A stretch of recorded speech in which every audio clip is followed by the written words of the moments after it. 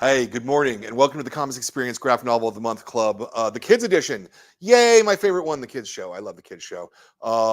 And this is for the month of September 2022. I would like to welcome all of you to it. We've got a really good, fun book for you this month. It's a little younger than the books that we tend to do, but I really thought the charm that dripped off the pages of this, as well as a really interesting story structure, made it a book that we really wanted to share with the kids this month. So we're really lucky to be joined with both the writer and the artist, Rosemary Mosco and BINGLIN, who were both there. Hello, hello, hello. Hi. Welcome to the show. Hey, it's great to be here. Hello, thanks for having us. Yeah, how are you guys doing today? All well? Good, good. Yep. Yeah. All working Nice, along. nice. So I always start with the same first question, because I really like this question, and it's why comics? Of all the different ways you could be expressing yourself, what is it about comics that speaks to you, that allows you to, sort of get your worldview across? I'd love to hear your thoughts. Rosemary, would you like to start?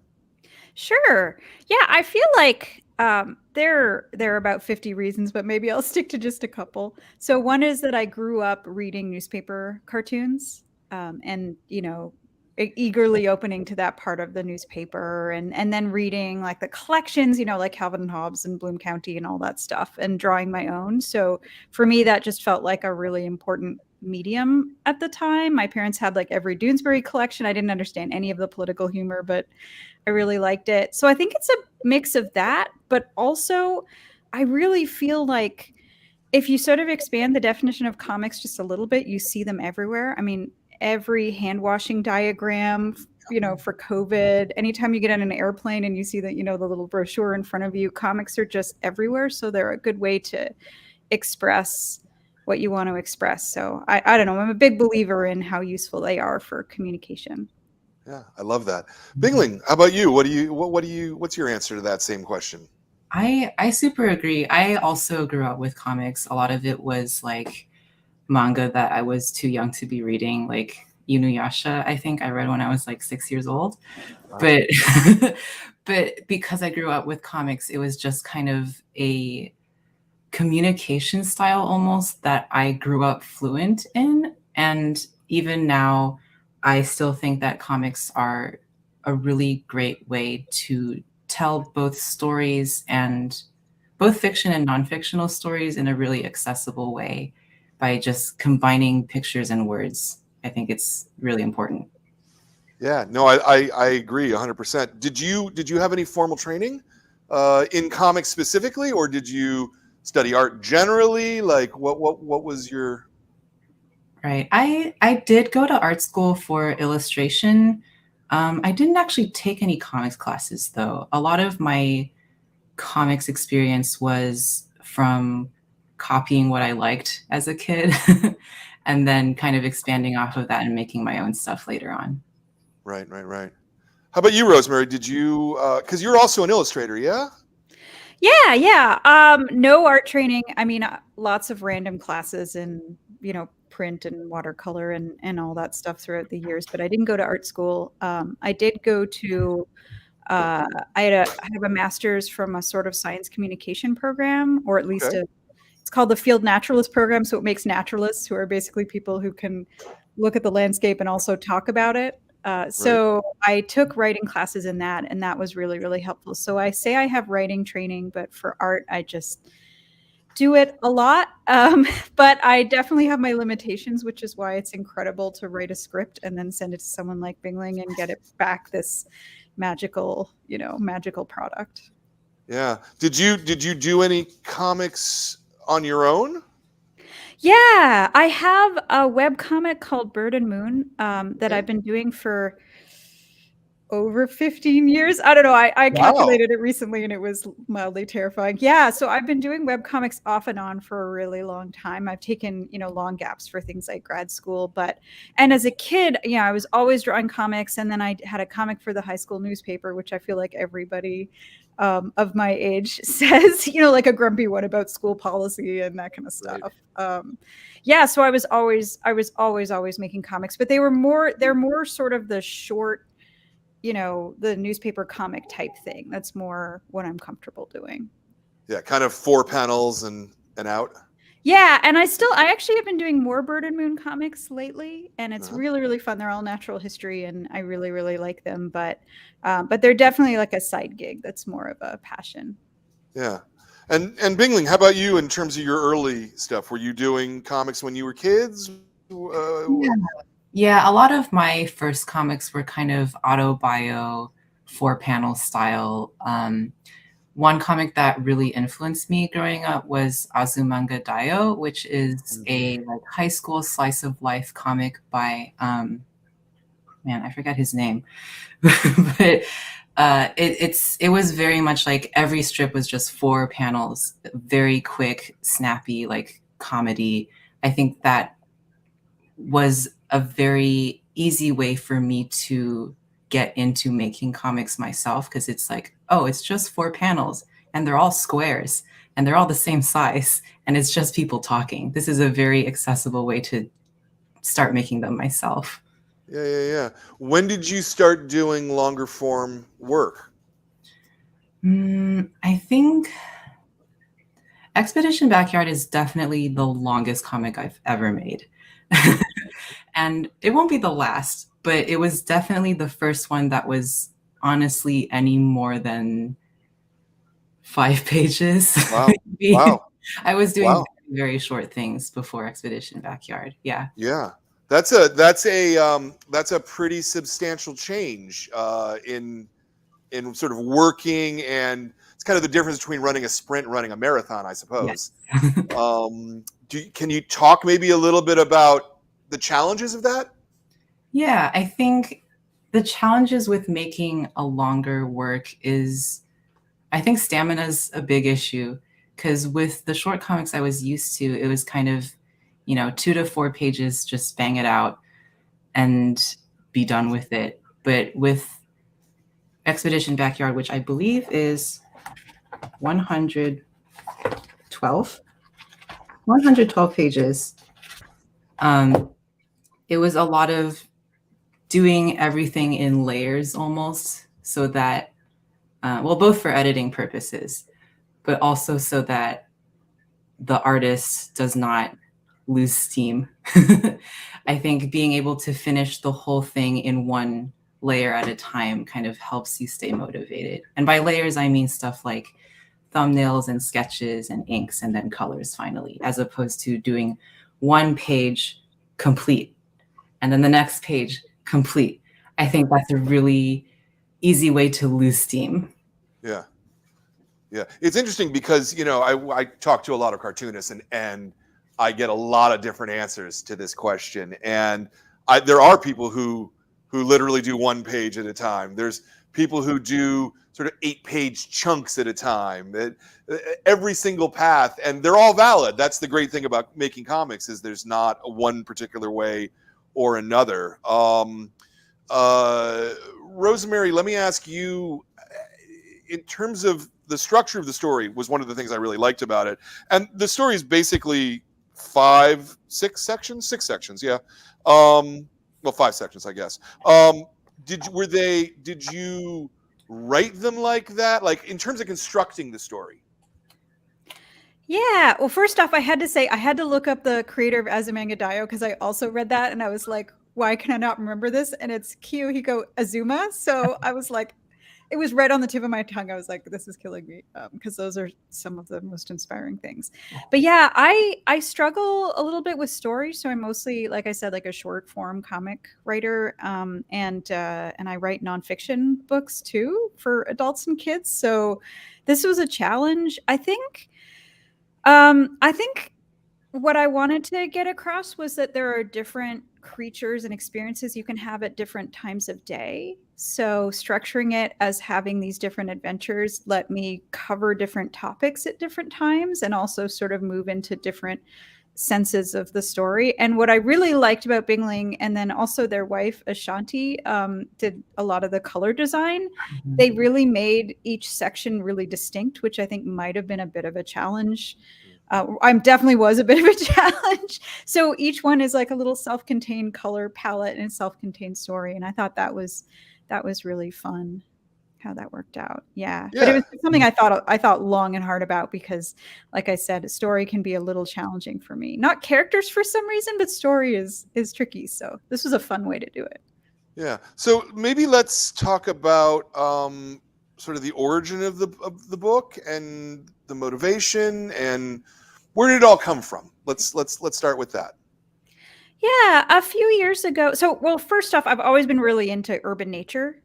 So I have this degree in being a naturalist and going out and pointing at things and telling people what they are. But I've also always lived in cities. So I'm a big proponent of people going out and experiencing urban nature. I think it's so important both for getting people to have some exposure to nature, but also for us to understand the world around us, because so much of the nature that we see in cities is of human origin. And so it has a lot to say about history and, you know, all kinds of stuff. I mean, a lot of the weeds that we sort of ignore, like were intentionally brought over by peoples from all over the world as food and kind of escape. Like, I just think it's so interesting. I've led like urban botany classes and stuff. So it was always a big interest of mine. And so I made a cartoon a while ago with Maris Wicks, who's a friend of mine, who's an amazing cartoonist. And it was called Your Wild City. And it was about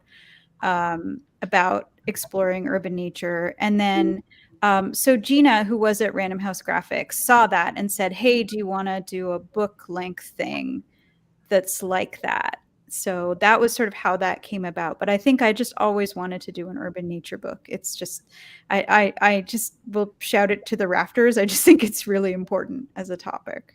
Yeah. And so when Gina said to you, let's do a full length book, was that daunting at all? Like to make something that's 112 pages long? Yeah, and it wasn't. So I did one of the Science Comics books for First Second. Oh, okay. I did a solar system one. Okay. I'm trying to think at the time. I'd done some other long form stuff. I co-wrote a book for Atlas Obscura. I had a picture book out or two. I have one about pigeons. That was the most daunting one I've ever done because it was a long form adult science nonfiction book. And again, pigeons. So I'm pigeonholing myself. Like literally, this is a topic that I'm really into. So I think the most daunting part of it was that it's an early reader's graphic novel, which is not a format that I was familiar with, and also is not that common a format, and it's becoming more and more common. So basically I went out and bought or borrowed every one that I could find and learned so much. The structure is completely different. I mean, you can't have two characters having a complicated conversation in any one panel because it's too overwhelming. So it's super simple and super clear, and it was a learning process. That part was daunting, but the length was, I mean, I could ramble on about this topic forever. What's the can you help explain sort of the challenge of writing sort of a simpler batch of dialogue between characters? Yeah, I mean, this is something I really enjoy, is taking something that's more complicated and trying to strip it down to its simplest components. I mean, that's like 3/4 of making comics or doing any sort of science writing. But yeah, I mean, it really was a challenge just going through and rereading scripts and going, okay, which of these words might be a little bit too overwhelming? You know, is there a way I can say this more clearly? Is there a way I can trim out words? Yeah, I mean, it was absolutely tricky, but it was like, if I could spend all day editing stuff down like that, I would, because I really like it. It's interesting because I hadn't really considered that writing about science is in a lot of ways much like comics, where you're trying to reduce things down to the clearest, most simple, but it makes a lot of sense when I think about it, that's what you would do when you about science. Yeah, no, that's such a good point. I mean, I feel like I make that connection like intuitively, but spelling it out that way, it's really true. It's like a puzzle. So one of the exercises we had in grad school in my writing class was we had to take a scientific paper and then rewrite it in 300 words, and then rewrite it in 100 words, and then rewrite it in 50 words or whatever. And these things are so challenging because to simplify without being inaccurate is, it's like the challenge that I live for, but it's so difficult.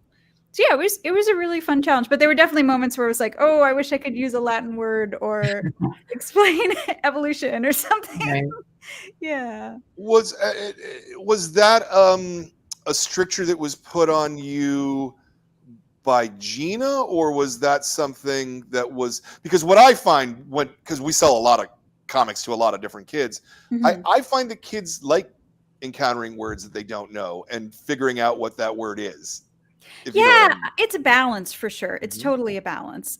For this level of, like, for very, very early readers, I think you don't necessarily need all of the vocabulary, but I did want to make sure all the animal names were in there, like I wasn't just saying a bug, I was saying it was this particular species. Yeah, so I think it's not totally simplified. There were just some things where I thought, oh, this isn't super necessary. Oh, and I also want to mention, so one of the reasons why I was excited about working with BINGLIN is that they do science communication for, are you still doing the aquarium? Yeah. So there's a whole world of us, of science communicators, and I wish more people knew about us, where our job is to do that kind of like gap bridging, and it's the most fun job. So please use us, take advantage of us. We are amazing. We're out here. Is it a subsection of science? I don't. Tell me more about this, both of you. Yeah, I mean, science communication, it's always been a thing. It's just, it's got a label now. And it's just, there's so many different jobs in that field. It can be anything from technical writing to doing YouTube stuff, to editing, to, art, to infographics. But it's really wonderful because not all scientists are interested in communicating, and also many of them are very busy. So the ones who can do it, the Bill Nyes or the whatevers are the Katie Max and stuff are incredible, but not everybody can do that. So there's a whole field with its own training involved in communicating that stuff. And as someone who was always into art and science, when I discovered this field, I was like, oh, it's telling people about nature, except doing it where you're thinking about what they want to hear, as opposed to just telling them facts. I had to learn not to do that. Yeah. I would think too that it's a little tricky for artists to communicate science, because sort of the brain is a little different from the fact versus the art. Is that at all a rational thing that I just said, or is that stupid? I think it's reasonable to think that way. I think, like, for myself at least, my art has always been more on the observational side. So, like, even before I started thinking about myself as a science communicator, which I only started thinking about myself as that in the past like year or two, even though I've been one for at least 4 years now. Even before then, the art that I did was a lot of observational drawing, whether it was people watching and drawing what people were doing, or like nature watching and drawing trees and bugs that I saw. But that kind of drawing, I guess, is a little bit separate, you could say, from art that is pulled entirely from the imagination. That's actually something that I kind of struggle with, is pulling art entirely from the imagination. I need my references. So my work at the aquarium is a lot of taking photographs or videos or otherwise, one-to-one completely accurate representations and recreating them in a way that is more digestible. so that audiences of all ages can see what's going on. And I think that's kind of the crux of science communication is, and also comics, is taking information and making it more approachable. And how approachable depends on your target audience. Like for Expedition Backyard, I believe the demographic is age 4 to 8 or something like that. But then at the aquarium, it's kind of just family friendly, which could mean any age, really. Sure. Yeah. Did you, in terms of making the characters, I don't know, iconic or because they're very cute, right? Like, and Mole and Vole are clearly a mole and a vole, but they're also very cartoony. They're very children friendly. So, what was your process there in sort of constructing the characters? So let's see. I'm pulling up my character designs on my screen, which I could start screen sharing if we want to do that. Yeah, if you'd like to, that's fine. Yeah, so when I was looking at Rosemary's notes were an eastern mole, and I think, was it a field vole, you said?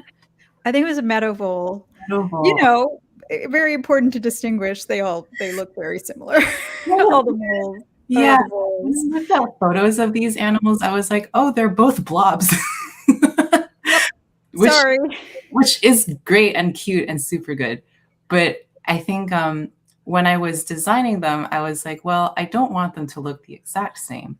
So what I ended up doing was with a lot of character design, especially character design that is meant to be more readable, more instantly readable, rather, I try to make them as shape-based as I can. So let me share real quick.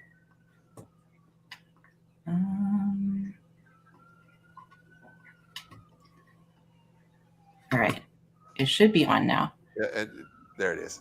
Okay, so here's my first few drawings of Mole and Vole. Oh, so cute. Can you see my cursor here? Yeah. Okay, so with Vole, I thought, well, I'm going to make her really round and kind of like a bouncy ball almost. Like she's really rambunctious. She's really running all over the place. And then with Vole, just to contrast, I made her a little taller, a little less bouncy ball shapes. And she's got these kind of triangle motifs. Like here, her head points into a pointed snout, and then the same shape down here, the tail. And here's another, actually here's the earliest drawing of them, I think. And between this and final, Vole did lose her ears. They are now tucked inside the hat, and they only show up on one page in the book. Wait, which page? I don't think I noticed that. You can tell me later, but that's fascinating. Yeah. There's always still notice where her hat falls off and you can see her ears, and that's the only time you can see Vole's ears. Oh, when she's hanging upside down. Oh my goodness, I didn't notice that. Yeah, starting at page 84. Oh, and it's a climactic moment. Oh, that's so yeah. cool. The ears are symbolic. Yeah, so with the character design, I wanted them to be contrasting in as many places as possible without actually making them inaccurate drawings. I mean, they are inaccurate drawings because moles and voles don't stand like this and they don't wear hats. But what? Surprise. But, let's see. One thing that I made sure to emphasize was the size of their limbs. So, and this is accurate to real life. Moles have huge paws and voles have pretty little ones. So I try to kind of emphasize that with every drawing of them and within the character designs. Mole's got these really teeny tiny little hands and feet and toes, and Mole's hands make up like 30% of her body. So I think with this, with these kind of rules in my head, it was easier for me to separate their designs and make them more distinguishable from each other. Very much so. Very much so. Let's talk a little bit about. Well, Rosemary's already said how it started with her. How did it start with you, Bingling? How did you get involved in the book? So, I was reached out to by Random House to basically just ask if this is the kind of project that I would be interested in, and it very much was. I like I said, I have been doing science communication for the aquarium for a couple years now, or a couple years at that point, and I do really enjoy my work there, but I don't often have the opportunity to do things that are more intentionally targeted for kids to enjoy. So this was a very fun prospect for me. And also at the aquarium, it does have to be much more science oriented. Like there's not a lot of narrative that happens with the work that I do there, understandably. So we kind of talked about this project and I hopped on board and Rosemary and I talked about like the script, and Rosemary actually helped me with layouts for the script, which was super helpful. That's why I really like working with writers who are also artists, because the writing happens in the art too. And I think a writer who also draws understands that on a very personal level. So it did make things run more smoothly, I think. Yeah. Rosemary, did you you wrote full scripts then, or were you giving some sort of hybrid with like with thumbnails, or what, how exactly did it go on your side? Yeah, so the way I like to work is I don't like to get in the way of the artistic process, because artists always come up with something incredible that I didn't anticipate. But I wrote, I think I sent Random House just a standard script, like page 1, so-and-so, page 2, so-and-so. But while I was mapping out the book, I wish I had them here, but I drew the world's worst thumbnails. I mean, literally just blobs, and I would write like tree and whatever. And then those were just for my reference. And so when I built the script, I included little boxes that said, here's a general suggested layout for this page, and here's what I'm imagining happening in each panel. And here's where people are in each panel and whatever. But those are all suggested. So I've definitely had experiences in the past where artists will say, "Oh, this page doesn't work. I'd rather do it this way," and I'm thrilled. But I think that, yeah, I mean, it sounds like that was helpful and useful. Yes. It's a tension. I don't want to tell folks what to do, because it really is a collaborative process. But sometimes I have an idea for how a joke will work. So that's what I did. But it's a Word document with just little squares in it. And Bingling, when you got those, like sort of, I guess, what percentage of Rosemary's work did you go with, and how much of a stamp did you put on it? Right. I followed the script in terms of like dialogue, pretty much one-to-one. Sometimes I would change something if I was looking at the mock-up I was putting together, and I decided that, this one speech bubble was one word too big. I would kind of shift things around. Because I think that is something that's a little hard to know until you actually have the page in front of you. Sure. But script-wise, I pretty much followed everything. Layout-wise, I also mostly followed. There were a few things where I shifted things around again. I wonder if I can pull up the script and screen share that again. Yeah. But I could share my thumbnails with you guys. Sure, great. Yeah. So love to see it. Yeah. Always love to see process. It's because, as I say, every artist is a little different, and it's all right, so. Right, yeah. I think it's really good I think something that was really hard for me before I started making comics on a more quote unquote professional level was I just didn't know how other people made theirs. So I was like, well, how I draw my 4-coma auto bio is I just ink right on my sketchbook, and because it's not meant to be professional, I'm not going to script it and sketch it and then ink and color and print it. So it's really helpful to see process from all sorts of different artists and writers. So let me share again. Yep.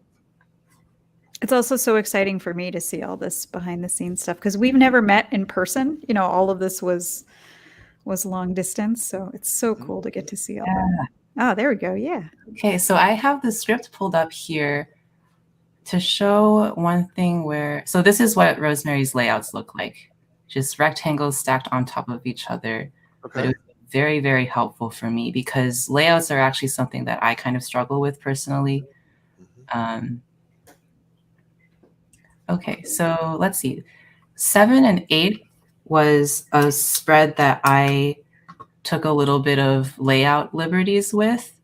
So in the original script, you can see it's just a 4 square for both. What I did instead was, if you can see this here, these are scans from my sketchbook because I did thumbnails in my sketchbook. So what I did instead of a 4 square was I did one big panel where Vole is saying, let's go yell at an owl and scurry away when it tries to eat us. And instead I have this inset panel of Mole's reaction being like, let's not do that. And then kind of following that pattern again with, let's go swim across a stream full of hungry fish. And Mole is again like, oh, let's not do that. And then here we have again more inset panels of Mole reacting, and she's kind of actually breaking the panel here to lean over and be like, we should really not do that. It's very dangerous. And then in the final one, I have it reversed where Mole is the one imagining this time, and Vole is the one in the inset panel going, yeah, let's do that. So I'll show you, this was the thumbnail version of this spread. And then pencils was here. Not a ton has changed between thumbnail and pencil. Yeah. And then inks I can show as well, I guess. Yeah. Inks I did traditionally. So inks I did with real ink on paper instead of with a digital program. And what I had a lot of fun doing was with their characters' imagination sequences, I used a different brush actually. So most of the inks in this book were made with a very fine line fountain pen. There's not a lot of variation of thickness in the lines. But with the imagination sequences, I thought it would be fun to do something a little more funky, more gestural and kind of loosey-goosey. And then in the final color, here's what that sequence looks like. Yeah. That's really interesting. So let me make sure that I'm following correctly. You're doing the thumbnails in a notebook that you're and you're hand drawing them, Yes. and then scanning it in. You're doing your pencils digitally. Yeah, I did the pencils digitally because with pencils, I think for me at least is the part where most things shift around. So I want to be able to erase and redraw as many times as I need to, because I'm doing a lot of thinking here. And if I did that on paper, I would waste a lot of paper. And then you're doing ink physically. So what are you doing? Are you like printing out a copy of your pencils and then light boxing it, I guess? Or yeah, that is what I did. So with the pencils, I'm showing these in pink and blue because I think that's just how I drew it. I prefer to do pencils in a non-black color, but when it's time to print these, I change everything to black, print it out, tape it to the back of a piece of paper, and light box it. And then the color is obviously digital. So you're going physical, digital, physical, digital. Yes. Neat. I like that. So cool. That's pretty cool. It's neat. It's neat to see that stuff. I always love watching that process. How much thought are you giving about how panels lead into each other and leading the eye correctly? I think that is something that I don't think about too much. At least it's not in the front of my mind. There are some times when it becomes a lot more obvious, I guess. Like, let's say with this spread, we literally have this pathway guiding your eye across the page. Yeah. But most of the time, I don't think it's something that I'm actively thinking about. Or it might be the kind of thing where I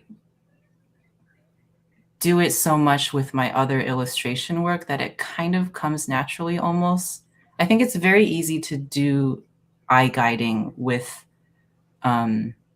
natural settings, actually, because you've got these like stems and leaves. Like this stem is pointing you down.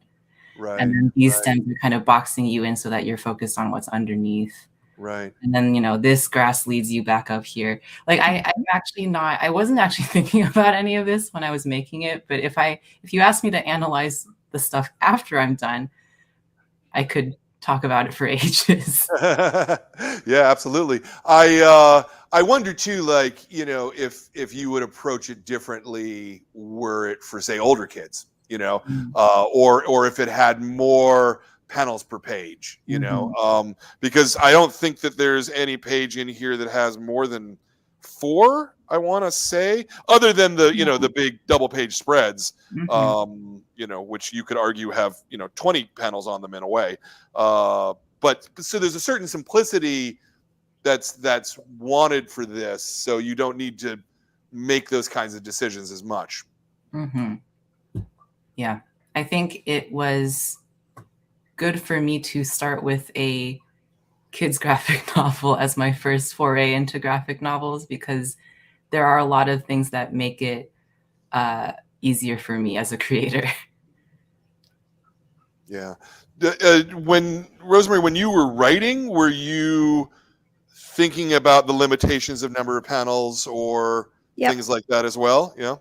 Yeah, I mean, I was told, you know, when I first got this was suggested to me, I was told, by the way, this is a genre, because I was like, oh, I've written for, you know, middle grades and I've done like adult stuff that's had really complicated. I mean, I did this like page for the New York Times that was like a full size, like there was so much going on in it, and it was just like this, you know, and they were like, oh, we want a really wild layout and this whole complicated thing. And like with this, the assignment was, don't make it too complicated, because this is for kids who are just learning how to read comics. And so you don't want to make a fancy layout. So I was thinking about that the whole time. There were points where I wanted to make complicated layouts. And then I thought, no, I can't do that. I was laughing when you were talking about the 2-page spreads, because that was sort of a mean thing of me to do. So what I was thinking about with those was everything's very simple, but then there are these regular, every time they have an adventure, there's a spread where you sort of follow a path. And I was thinking about when I was a kid, I really liked these maze books where there was these sort of choose your own adventure sort of maze style books where you would hold the paper open and you would trace different paths, and depending on where you wound up, you'd end up at different things. And it was so cool to have that interactive experience with a page. So I wanted that. And I didn't really think about how exactly is that executable. That was the one place where I was like, I want these are going to be great. And they proved, I mean, BINGLIN, you like, you know, did a stellar job, but there were definitely moments where you were like, what is happening with the perspective here? And I was like, isometric video game? I don't know. So I'm sorry about that. Usually I think more in a more concrete, I think they turned out really cool, but it was definitely like, a bit of a mean assignment. Include these. I think I recall I actually did ask you for help with those, and Rosemary did send me some sketches that were very helpful for me to build off of. But when I was sketching them, I was thinking, what have I done?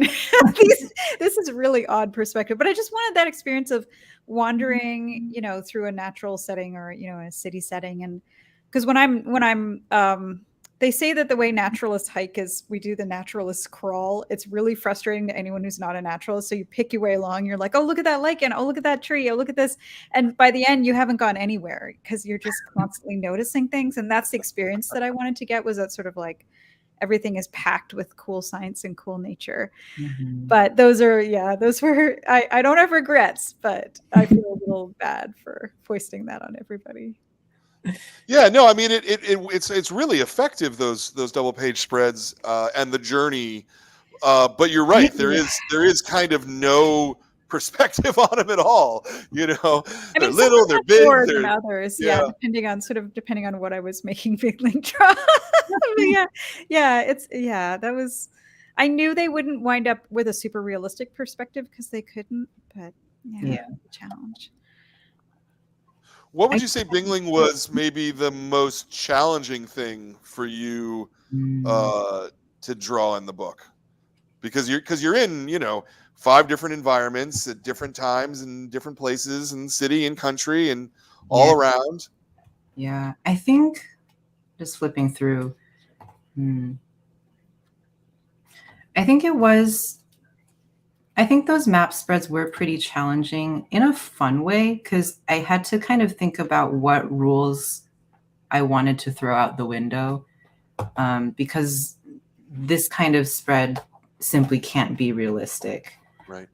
Both in terms of showing the information all at once and also having it be, visually digestible and also easy for me to draw without going over the deadline. Yeah. So I think it was a challenge kind of deciding what rules I wanted to keep. For example, on this one, Mole and Vole are huge. Mm-hmm. But the point of this spread is not realism for size. The point of this is where they are going, what they are seeing on the way. Yeah.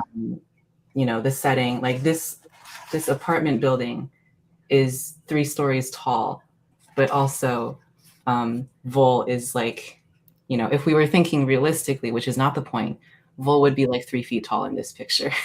Sure. So I think deciding what I don't want to care about was both hard and also liberating, because I don't have to worry about scale in that picture. So I'm just going to kind of go for it and draw huge rodents. Yeah. How about in things where they're not the double pages, like in terms of any individual animal, or was the opossum family harder than the rearing snake versus the bumblebee, or things like that? That's probably too broad of a question, but right. Yeah, I think the hardest animals for me to draw were all the sequences where there's a predator animal that is actively trying to predate on our protagonists. And that happens, I think it happens twice, both with birds of prey. Here's the first one. And then the next one was an owl.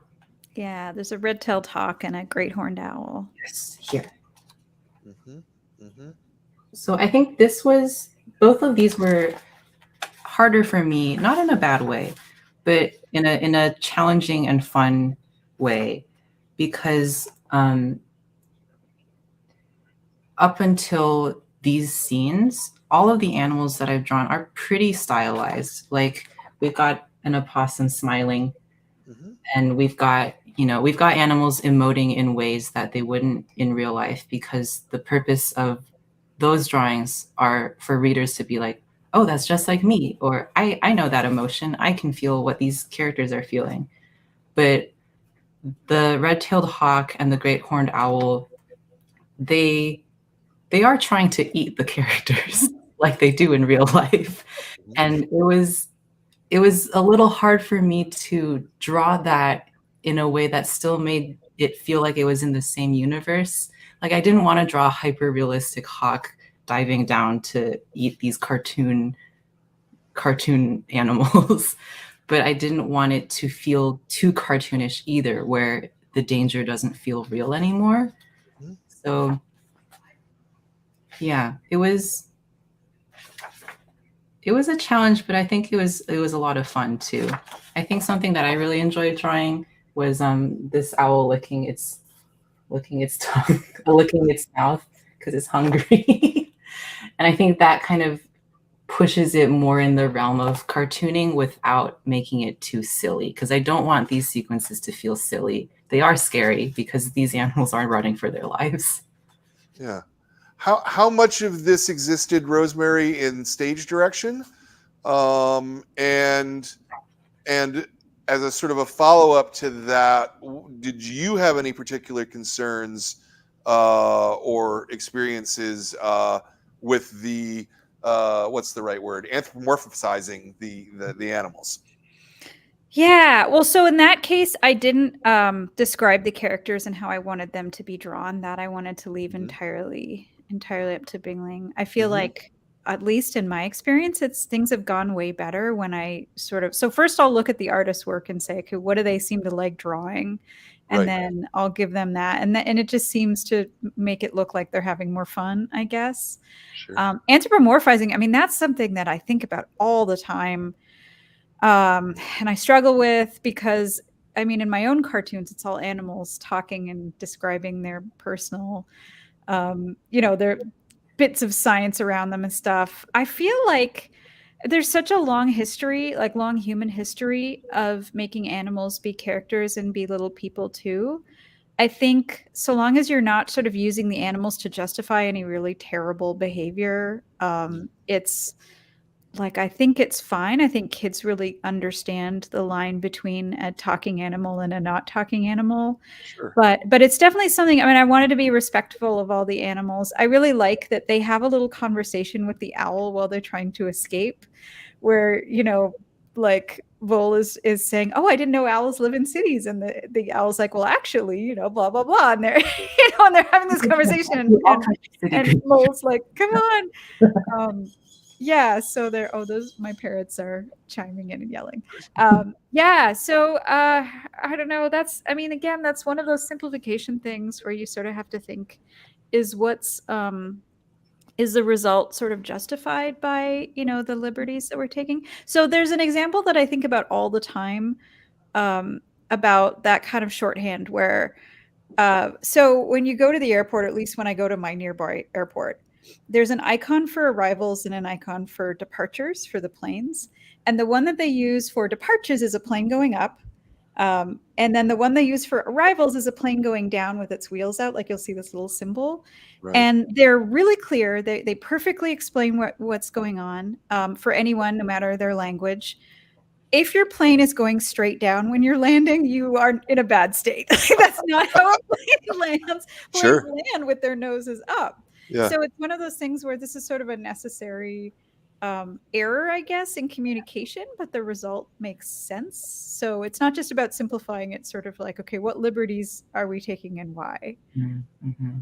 Yeah, no, that's a really interesting point. I hadn't thought about that at all, but it's absolutely true, but if you pointed it with the plane going up, no one would understand that was landing. And if you're being photorealistic, you're doing a video or photo, it's clear what's happening. But with the level of graphics that we're dealing with, I was thinking, like, if it was two planes nose up, but one had its wheels, like, that wouldn't really be clear. So, you have to sort of make these decisions. And so I think that's the challenge. But I just think about that, if the airport is thinking about it that way, then maybe I can too. I can make little, inaccuracies. Yeah, no, that makes a tremendous amount of sense. Let me ask about Mole and Vole themselves. Was there a reason that you chose those two animals, or was it simply that they rhymed and that made it cute? Okay, that was a large part of it, is that I thought it sounded fun to have two similar animals. They are really similar looking animals. I mean, all those small mammals are. So sorry, Bingling. They're especially, I mean, there is no more sort of generic platonic ideal small mammal than a vole. Like, they're just a little round guy.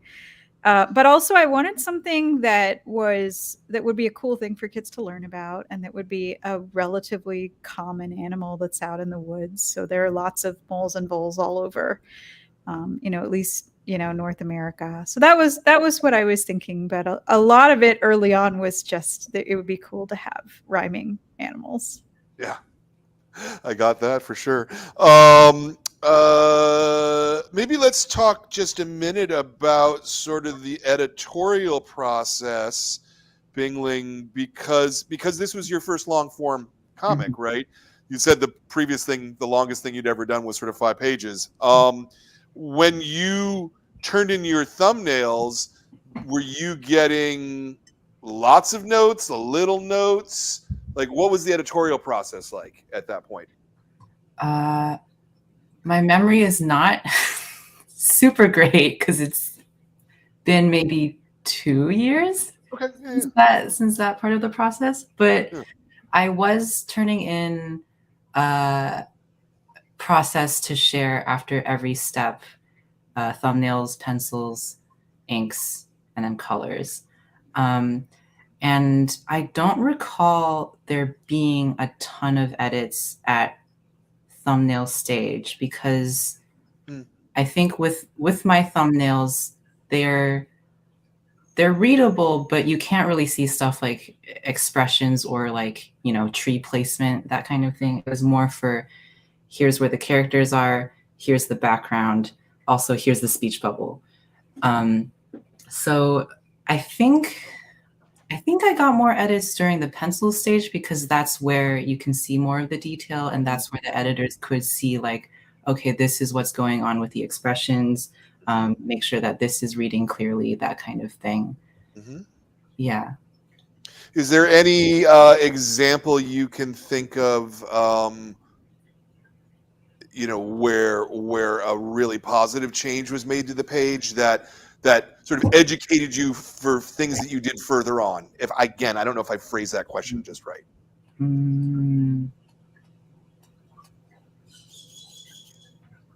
I definitely remember a couple times nitpicking about like some animal related accuracy. I can't think of what that would be now. Oh, okay. I remember, I think we decided, okay, there were a few things that that wasn't in the script. So I made certain decisions in the drawing, but then when I submitted them back for feedback, I think Rosemary might have caught this one. I think originally I had drawn this cicada as one of the Brood 10 cicadas. Oh yeah, that sounds familiar. Yeah, it had the red eyes and the brown and gold wings, because when I was drawing this, Brood 10 was coming out, and I was like, well, that's relevant, right?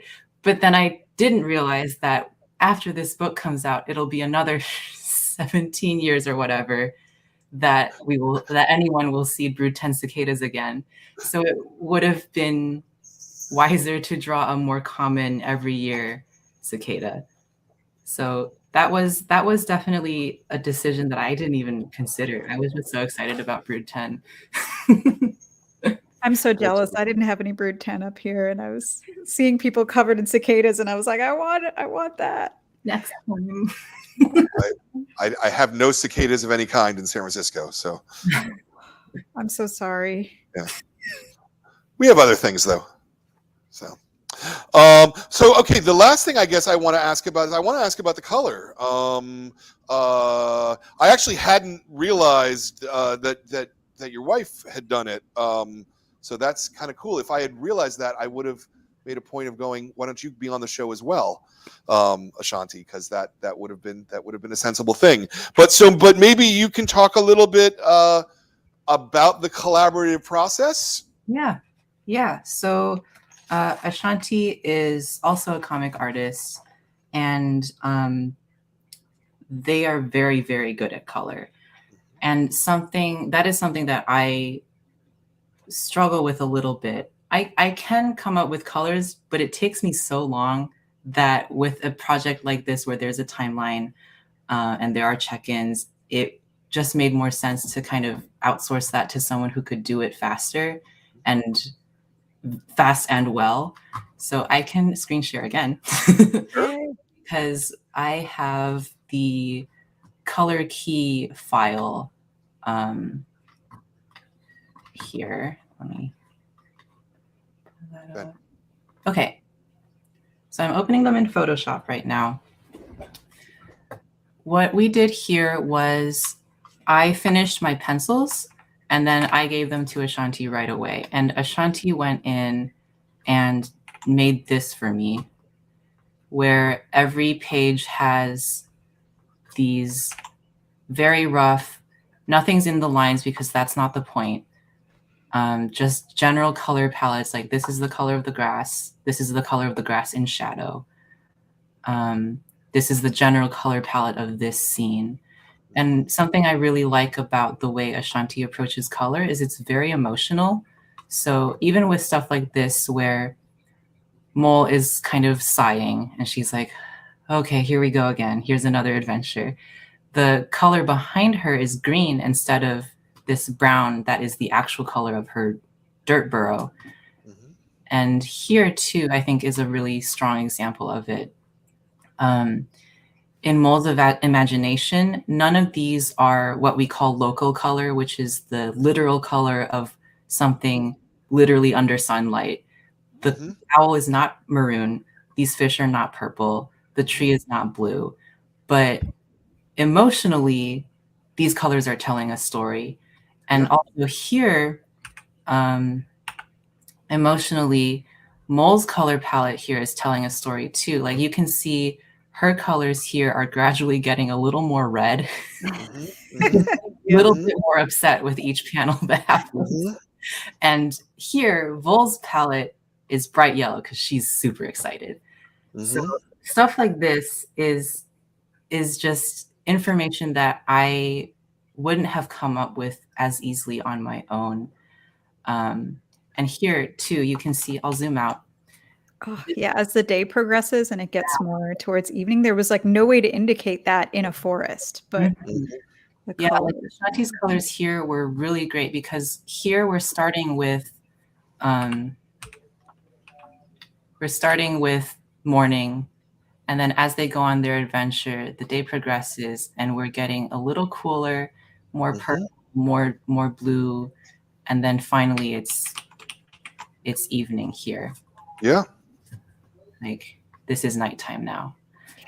And then the color palette changes again with this sequence because this is maybe the same time of day as it was over here. But because it's raining, it's a different color palette. Yeah. And even indoors, the colors here are a little more blue, purple, pinkish than over here, which were gold, more broad daylight colors, even though it's indoors. And between the color key and my final colors, there were still some things that I changed because it was not Ashanti's job to know the exact colors of what every animal was. So if there was something that ended up being more accurate, I would adjust that. And sometimes there were, building colors that I wanted to change, or I believe with this here, I made the tree kind of a dark blue-green instead of purple-blue.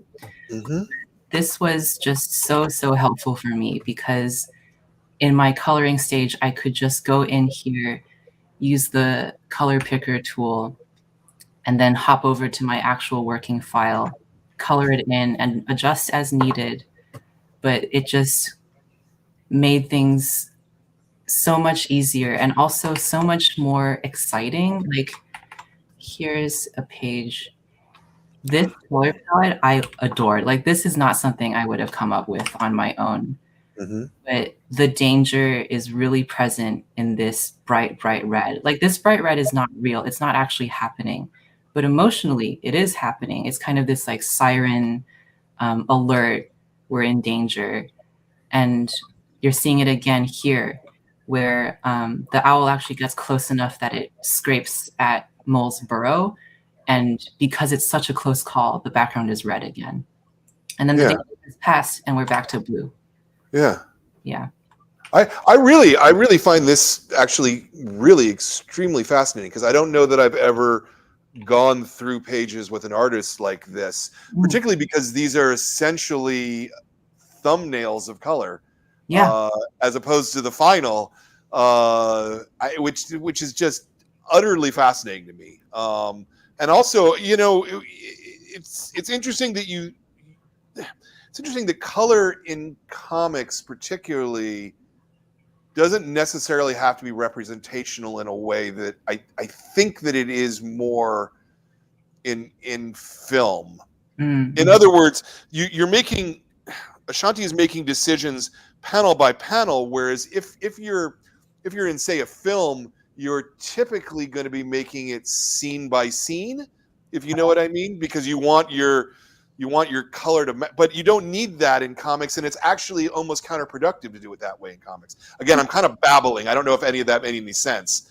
I'm just sort of thinking about it for the first time myself, but that is very, very fascinating. Thank you for sharing that with us, and please pass on to Ashanti that I think they did a fantastic job on coloring this book.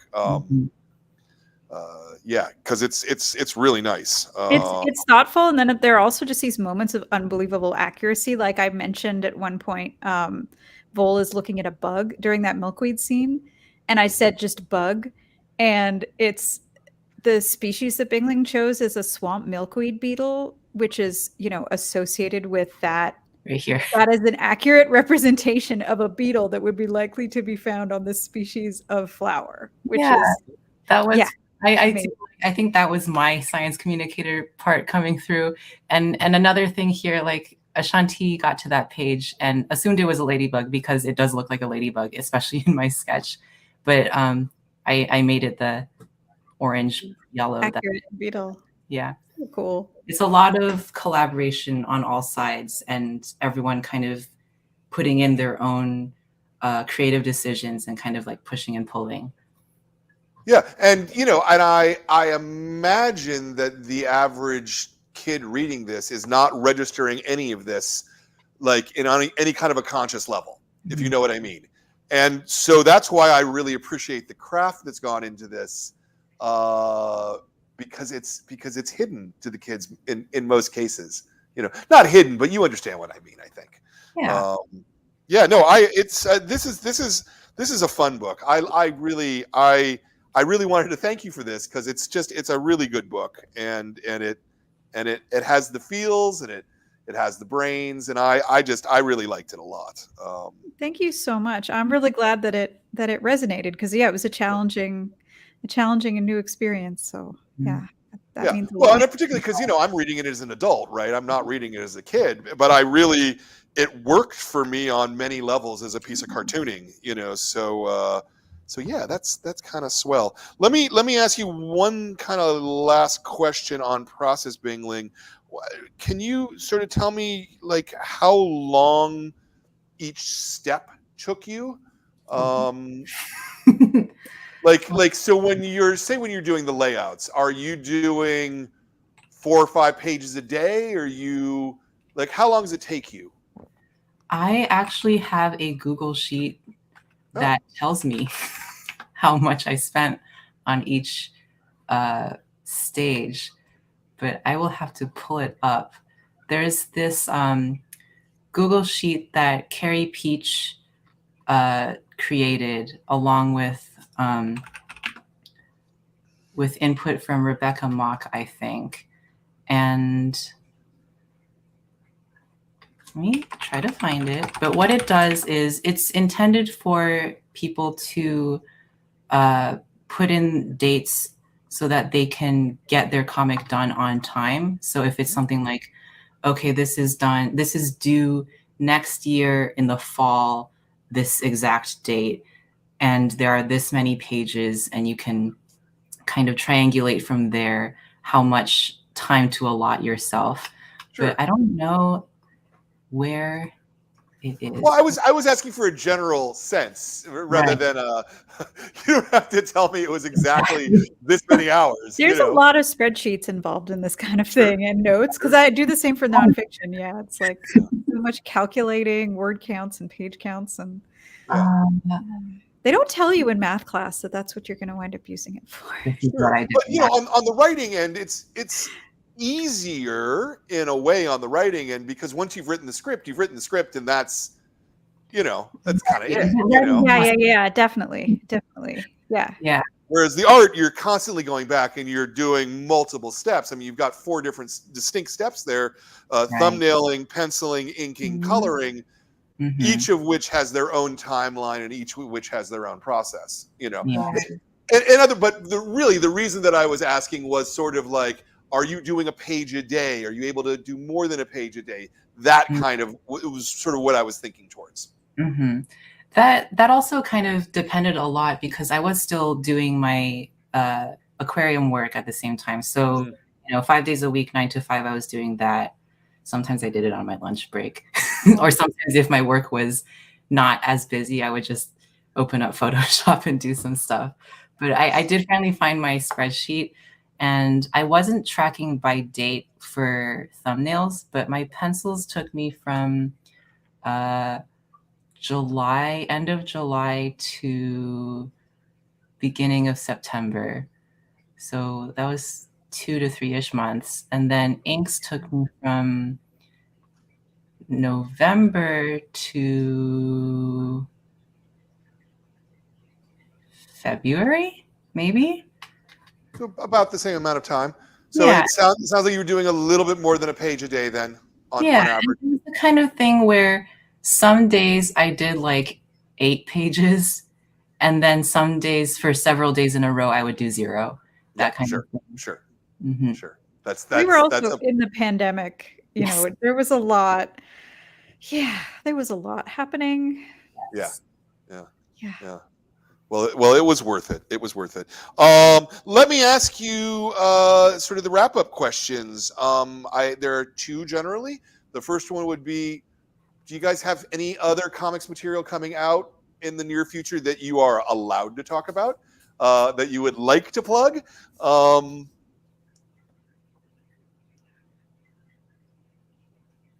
Do you want to go first? Do you have anything? Not really.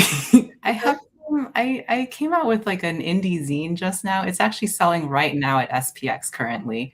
Oh, nice. Yeah, my housemates are selling a few things at SPX for me, including this book. That one is just a zine where it's just drawings of my cat. Where can people find it? Is it on your website? It is not on my website. It's on my Twitter, which I'm not active on, but I think I shared it. If you go to my media tab, it's the third thing. It's the third most recent thing. It's called "You Will Look at My Cat 2021." All the drawings of my cat I did in 2021. It's very straightforward. And that one I actually printed through a risograph printer, which I'm very excited to see. I actually haven't seen it yet because the printer that I reached out to just brought it straight to SPX, which I'm not at for health reasons. But that's my most recent thing. I do have other projects happening eventually, but I haven't started yet. I'm still on break, I guess. Okay, that sounds great. How about you, Rosemary? Do you have anything else upcoming that you are able and willing to plug? Not really. So I put out, I think I had 3 things come out this year, something like that.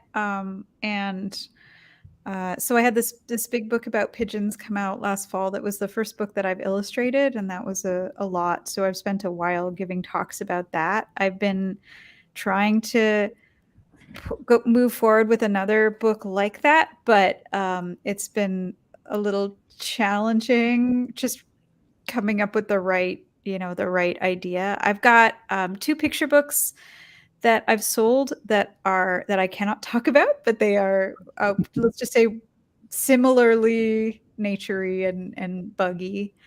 And yeah, I mean, I'm not working on any other graphic novels right now. I mean, I certainly would love to at some point. I feel like I'm sort of spread a little thin, and I've been making my own cartoons and giving some talks based on them. I just spoke at the this amazing conference called the Wild Wonder Nature Journaling Conference that is really cool. So I've been learning some watercolor and doing some of that stuff.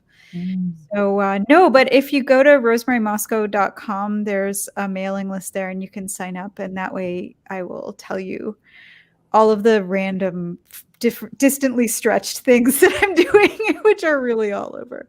But yeah, but I would love to do something else along these lines someday. Very good. Very good. Just, trying to give people an opportunity to plug. Yeah. All right. So the last question is, this is a series of interviews, obviously. We've done, we're well over 250 at this point. I know that there's a lot of people who watch these who want to make their own comics. And I hear a lot of times, I just don't know where to start. I don't know what to do. I'm not sure. So I would love to hear both of you sort of give your sort of best advice to someone who wants to make comics but doesn't know where to start. It can be a practical, physical thing. It can be an emotional thing. It can be a spiritual thing. However you want to go. Who wants to start first? Neither of you want to start first. I would say start small. If it's something that intimidates you, a comic can be one panel. Like really, it can be just one panel. It can be a drawing of whatever you had for breakfast and then your feelings on what the breakfast was like. That's a comic. Mm-hmm. And it doesn't have to, I think a lot of people get stuck in the idea of thinking that everything has to have a story with a beginning and a middle and an end. Yeah. And those are comics for sure. But I think if you just want to get started and practice, like really starting with journal comics is probably the easiest way to go, because you don't have to come up with a story. The story is whatever's happening around you. And it doesn't have to be perfect, because it won't be. Love it. Yeah. Make a comic about what you had for breakfast. That's my homework to you. Yeah, I agree 100%. I think finish things and then do another thing. I know people who sort of had the one sort of story that they love, and it's been years and years, and it's not moving forward and stuff. Just do something else while you're waiting on that one. And yeah, I mean, just think about what makes you unique and make a cartoon about that. So just start putting things out, and think about what you love, and that will sort of move things forward for you. But yeah, I think just do it is the number one thing. I mean, I feel like for me, it was doing zines and going to zine fairs and just always having something new, and small, really helped me learn and also connect with people. Oh, and that's my final bit of advice is get to know other people who are doing this too, because we're all alone in our houses with our pets, thinking the problem I'm having now is not a problem that anyone in the universe has ever had before. And that is untrue. And I can't tell you how many times I'll go for tea with a writer friend and they'll say, oh yeah, you're stuck on this, or oh yeah, that's hard. Yeah, it's hard. So that is invaluable. So call your friends. Especially right now. Yeah, definitely. Yeah. Yeah. That makes a lot of sense. Unmute me. Or am I still muted? Oh, I thought you muted me. I thought you muted me because of the background. Oh, okay. He hovered the thing over the mute button because somebody's doing something on the street. You can hear the in the background. I can hear it. Nice. Oh, okay. Well, we can really hear it here. It's it's shaking the building. Did you hear the fire truck that went past earlier? That I heard. Okay, yeah. So. Yeah. Did you hear my birds screaming? I did. It's all good. It's live production. It's all good. Folks. Fantastic. I really appreciate you guys taking the time and being here today. And especially, as I say, I really appreciate the book. It's a fun and fantastic book. I can't say enough about it. Will you put me back on a 1, please, Ben? I want to thank everybody who's been watching today. You guys are all great.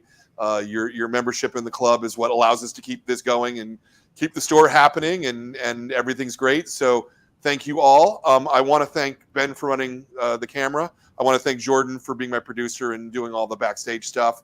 I want to thank my staff, Zoe, Kat, and Katie, as well as Max and Ava, for running the store and making it so I can do these interviews and have fun like this. I especially want to thank all the creators and content makers out there.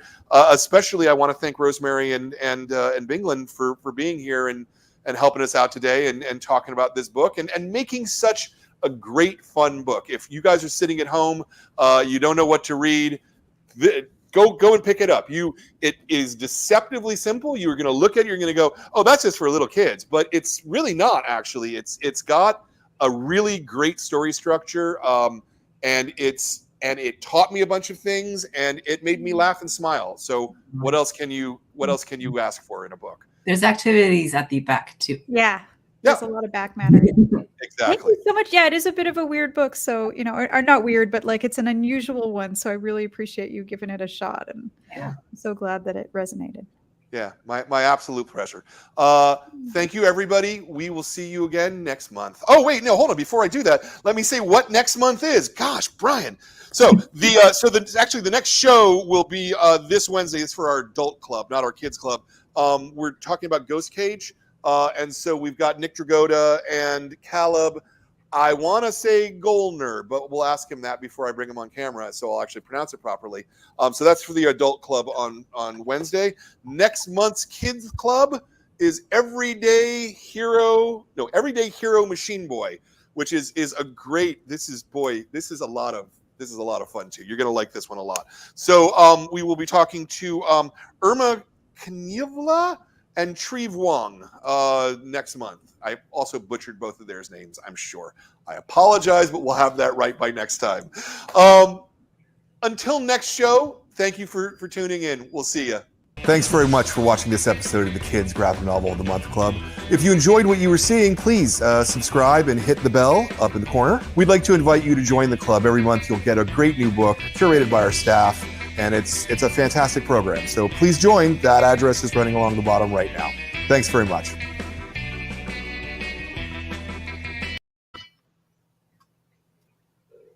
Wrong one.